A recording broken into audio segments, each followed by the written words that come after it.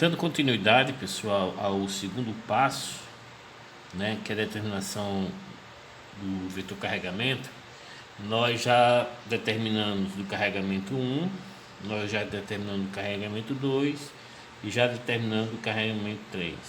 Nesta aula vamos trabalhar com esse carregamento 4, né? E na próxima aula vamos trabalhar com o VDO, ou seja, o problema de recalque, ok? Então, pessoal, se vocês forem, é por isso que eu coloquei esses carregamentos, para poder vocês utilizarem a tabelinha lá do professor Libânio, né? Quando você vai lá na tabelinha do professor Libânio, você vai encontrar para uma estrutura bem gastada com um momento aplicado, os valores dos momentos nos engaste, ok, pessoal? Mas antes, para eu não ficar preocupado com relação à questão do sinal lá na tabelinha, vamos tratar primeiro determinando os momentos nas reações, né? Pelo menos o sentido. Depois a gente passa para determinar o seu valor. Ok, pessoal? Então, se você imaginar essa estrutura aqui, ela sendo biapoiada, vou colocar um apoio aqui, pessoal. Quando você aplica esse momento, quando você aplica o momento, como é que fica esse lado aqui, Fica com essa configuração deformada, ok?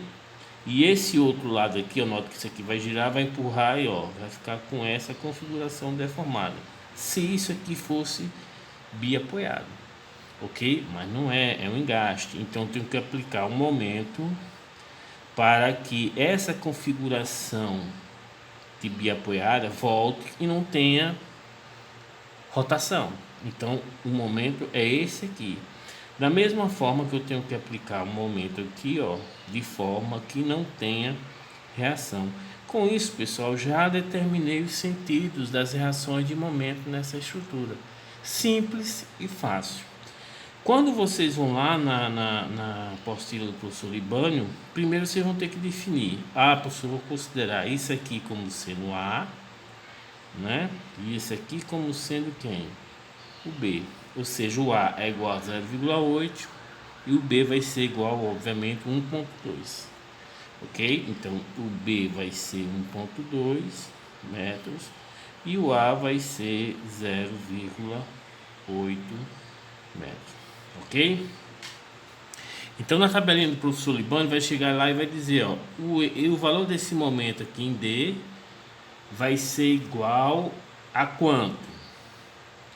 Viu, pessoal?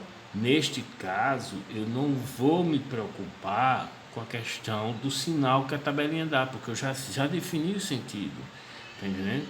Então, esse momento em D vai ser igual a quanto? Você vai lá na tabelinha e vai achar MB sobre L ao quadrado, que multiplica 3B menos 2L, ok? Eu coloquei esse papel para a gente utilizar ter mais espaço.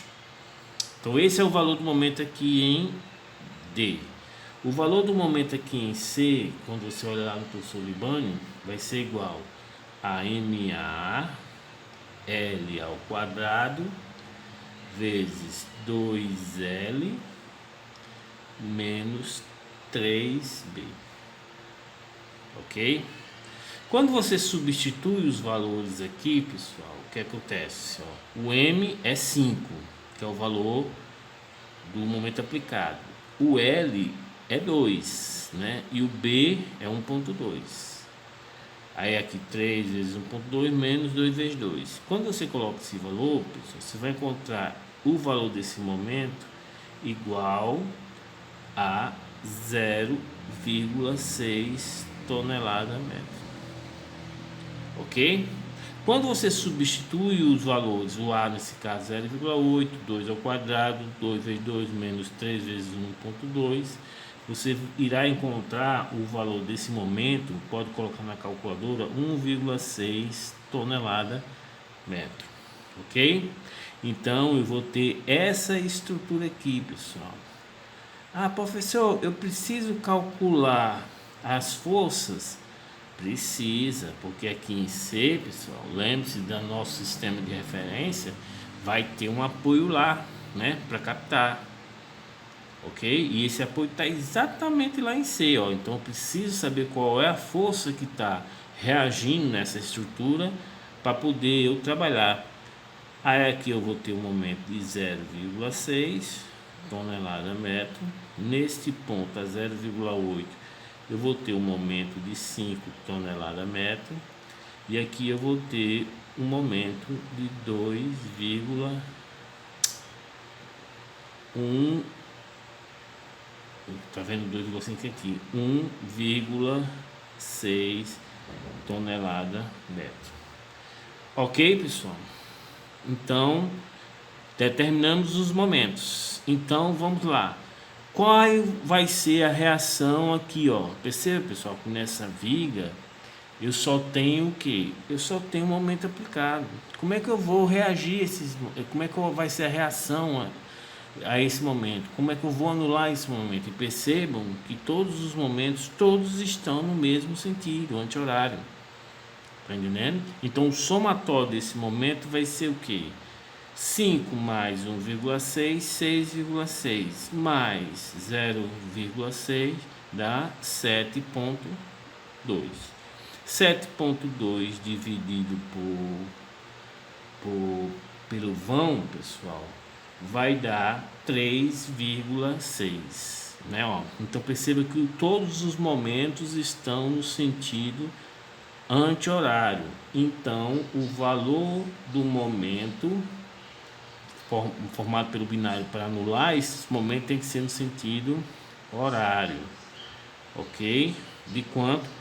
Como deu 7,2, tem que ser 3,6 toneladas. Porque eu vou pegar 7,2 e vou dividir pelo vão, em 3,6 toneladas. Ok, pessoal? Então, para esse caso, o meu vetor S0 vai ser igual a quem? Meu vetor S0 vai ser igual a quem? Puxar mais para cá. Primeira posição, chapa 1. A chapa 1 está lá em B, então não tem nem que mexer com ela. Segunda posição, chapa 2, que é esse valor aqui, ó. Perceba, pessoal, que esse valor aqui é o C, onde tem a chapa, né? Como esse momento está no sentido anti-horário, ele vai ser o que? Positivo, 1,6 tonelada metro. Apoio 3. Pessoal, apoio 3 vai captar esse 3,6. Como esse 3,6 está no sentido da direita para a esquerda, ele vem para cá como sendo o que, pessoal? Positivo. Então, este é o vetor posição, vetor carregamento devido a essa carga número 4. Ok, pessoal? Então, na próxima aula, vamos trabalhar com o Villiot. Eu estou aqui já fazendo até macumba para ver o que é que eu falo para vocês entenderem o Villiot da próxima aula. Bom dia, pessoal. Hoje vamos determinar o vetor carregamento devido ao recalque no engaste D. Ok, pessoal? Então, pessoal, antes de nós fazermos o cálculo desse vetor, vamos colocar alguns tópicos importantes para o Villiot, né? Que eu até revi o vídeo do Villiot do exercício passado e eu falei para vocês lá no vídeo, né? Mas foi muito já no final. O que é Villiot, pessoal? Villiot é um método aproximado. Ele não é um método real, ou seja, não é um método exato. Mas como os cálculos matemáticos ficam muito complicados, então foi o que ele fez. Ele criou uma simplificação. Que simplificação é essa? Essas chapas que tem em B e que tem em C, pessoal, elas não giram de forma nenhuma. Ok?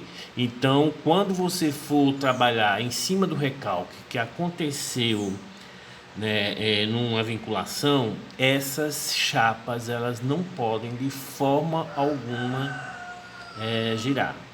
Note, pessoal, que essa estrutura, como o título dela né, foi falado, ela tem deslocabilidade externa. Então ela tende a sair externamente, tá vendo? Ela tende a sair externamente. Diferentemente da estrutura passada, que ela não tinha deslocabilidade externa. Então as pontas dos dedos ficam fixas, elas não deslocam. Então, tá difícil, tá difícil. Ou seja, no exercício passado, nós só tínhamos deslocabilidade interna, então esses nós eles ficavam parados.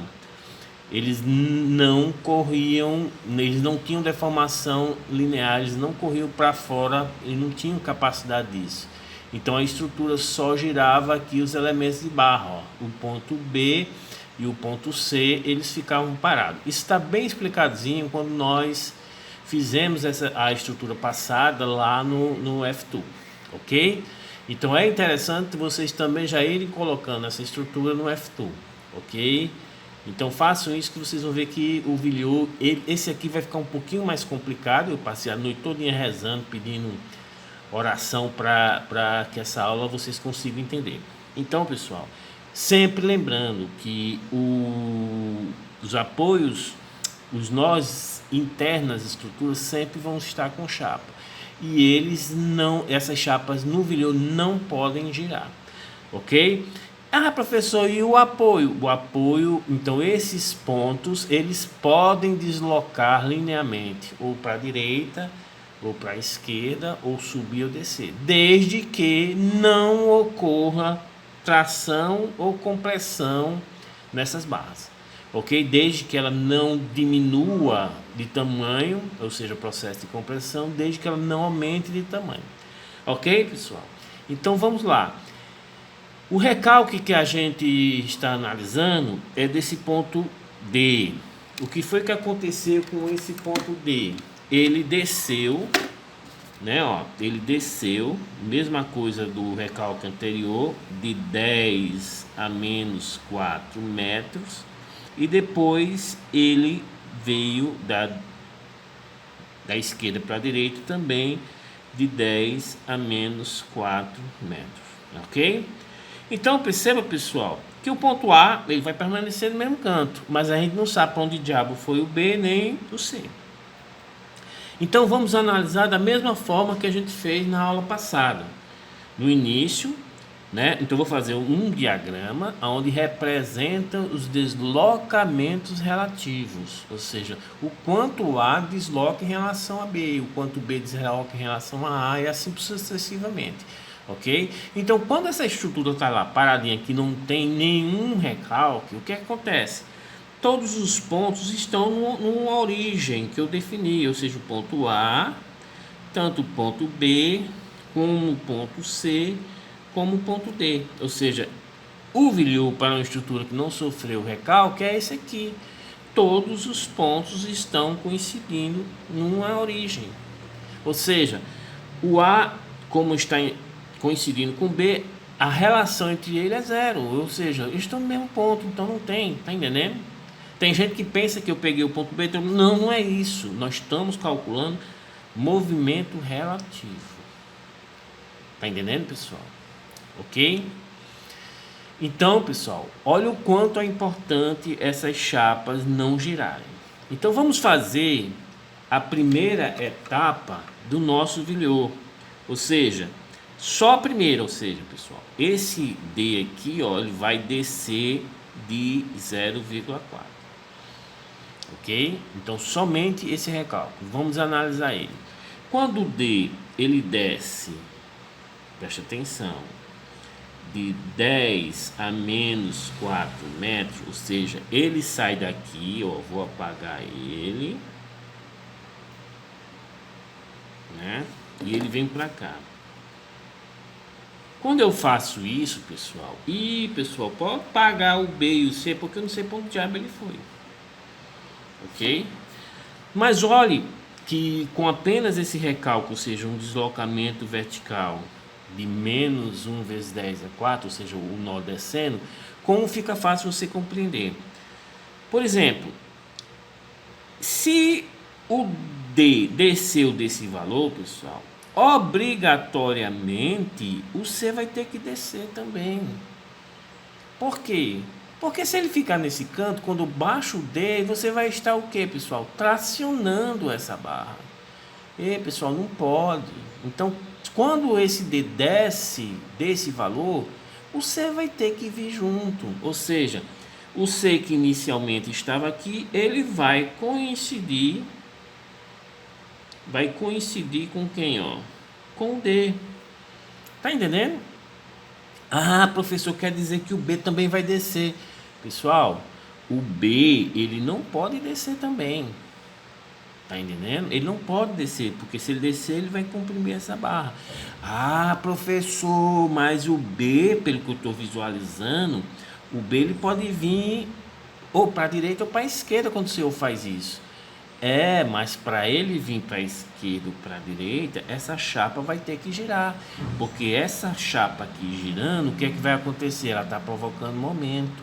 Não é, pessoal? Quando a chapa gira, ela provoca momento. Se ela provoca momento, eu tenho que anular esse momento. E essa anulação do momento vai ser com o quê? Com um binário. Então vai surgir uma força aqui e uma força aqui. Aí realmente esse B vem para cá ou vem para lá. Tá entendendo? É, professor, mas não tem momento porque o senhor disse que essa chapa não pode girar, é zero. Percebeu o quanto é importante essa chapa não girar? Ou seja, com esse deslocamento de D vindo para cá, o C acompanhou ele, mas o B permaneceu no mesmo canto. Olha como ficou fácil, né? Mas isso, pessoal, apenas com esse deslocamento, ok? Bem, pessoal, continuando a nossa aula, né, onde estamos determinando o vetor carregamento devido a um recalque no segundo exercício, estrutura plana com deslocabilidade externa. Na primeira aula nós executamos primeiro o recalque de D descendo de 10 a menos 4 metros, né? E definimos que nesse procedimento o C vem junto e o B permaneceu, ok? No local inicial. Agora vamos fazer a segunda etapa do recalque. Então espero que essa primeira etapa não tenha dúvida vocês, mas qualquer dúvida, pessoal, pode entrar em contato comigo que eu resolverei ou em forma de vídeo ou digitando, beleza? Então a primeira etapa, tudo ok. Agora vamos para a segunda etapa, onde ocorre um recalque de D, agora ele deslocando da esquerda para a direita, no valor de 10 a menos 4 metros. Então, esse D, ó, ele vai sair daqui e vai deslocar para cá, ou seja, vou colocar aqui, ó, D duas linhas, também de 10 a menos 4 metros. Pronto, pessoal. O que é que vai acontecer com C e com B? Eles vão deslocar também? Sim, pessoal, eles vão deslocar também. Percebam que o B e o C, eles têm essa capacidade de deslocar para a esquerda ou para a direita, porque essa estrutura, ela tem o que? Deslocabilidade externa. Então, ela tende a sair, tá entendendo? Então, pessoal, esse deslocamento de B e C tem uma particularidade.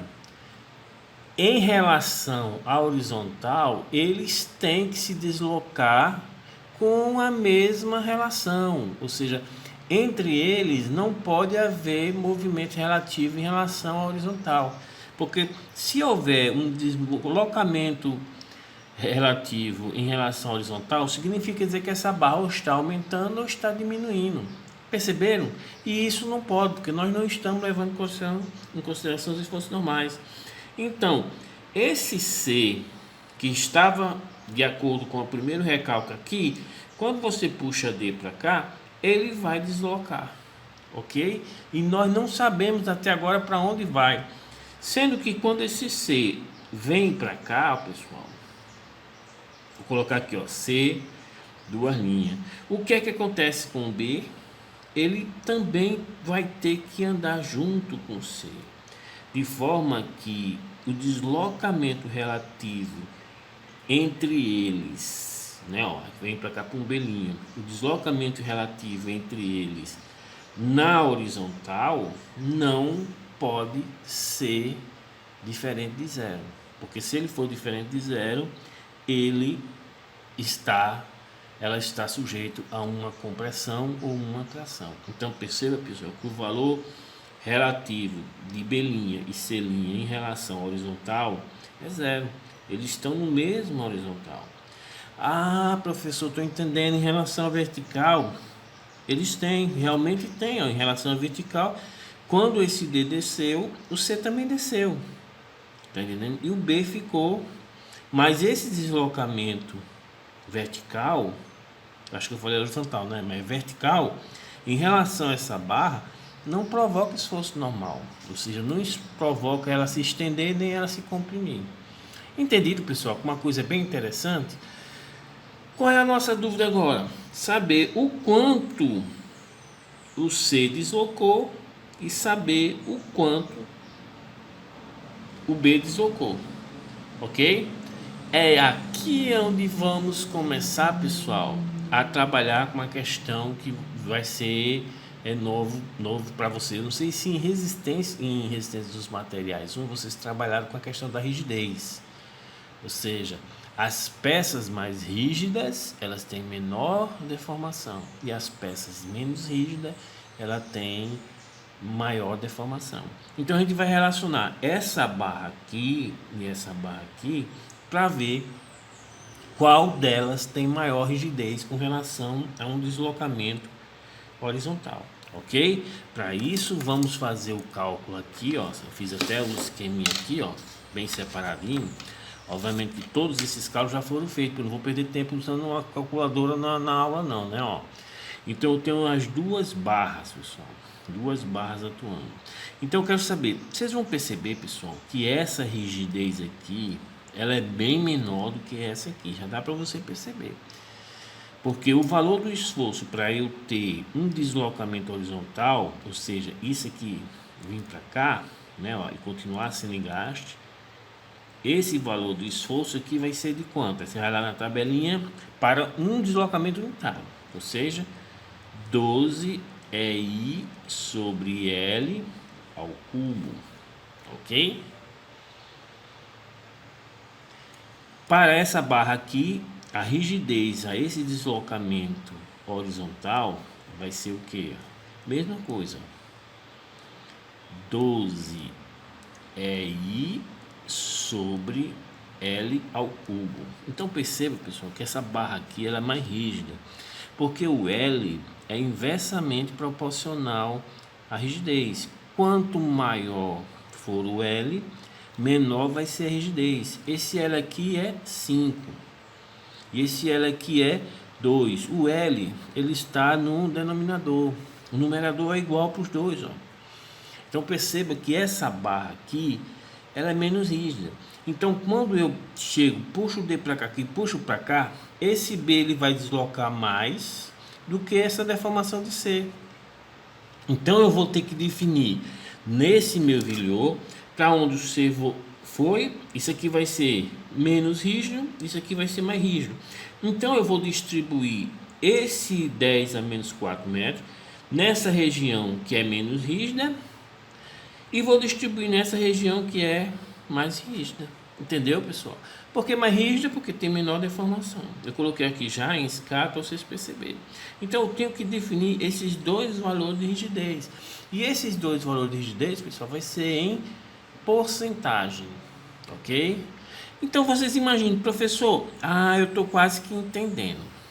Se essa estrutura fosse assim, ok? Do mesmo jeito. E se eu chegasse aqui e desse um recalque, só esse recalque aqui na horizontal, o que é que vai acontecer, professor? Então como você tem a mesma dimensão, tudo a mesma característica física e geométrica, a rigidez vai ser igual para os dois. Então vai ficar o que? Esse valor X que você está colocando aqui, 50% dele vai se deslocar para cá e 50% vai se deslocar para cá. Tá entendendo? Então vai ficar o que, ó? Esse ponto vem para cá, ou seja, esse deslocamento aqui vai ser x sobre 2. E esse deslocamento aqui, ó, desse ponto aqui, também vai ser x sobre 2. ok? Ou seja, eu peguei esse valor X e dividi ele na metade, ó, porque tem a mesma rigidez, ok? Quando você vai ver a deformação, vai ficar desse jeito aqui, ó, tum, tum, ó, já que eu coloquei uma chapa, ó, entendeu? Pronto. Aí você já tem a configuração deformada para esse recalque. Professor, quer dizer, se eu tirar esse engaste e colocar um apoio aqui, aí já não é 50%, não é 50%, porque você está tornando isso aqui o que, pessoal? Menos rígido. Então, por ser menos rígido, o que acontece? Essa deformação aqui, que vai ser x sobre 2 e x sobre 2, aqui, por ser menos rígido, vai ter uma deformação maior, ok? Então deixa de ser esse processo. Vocês estão percebendo como é simples, como é fácil?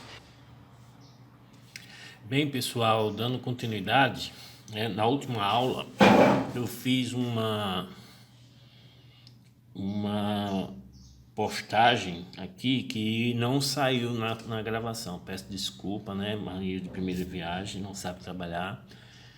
Então, pessoal, eu quero agora a gente fazer uma revisão do que eu falei na última aula, que é bem simples.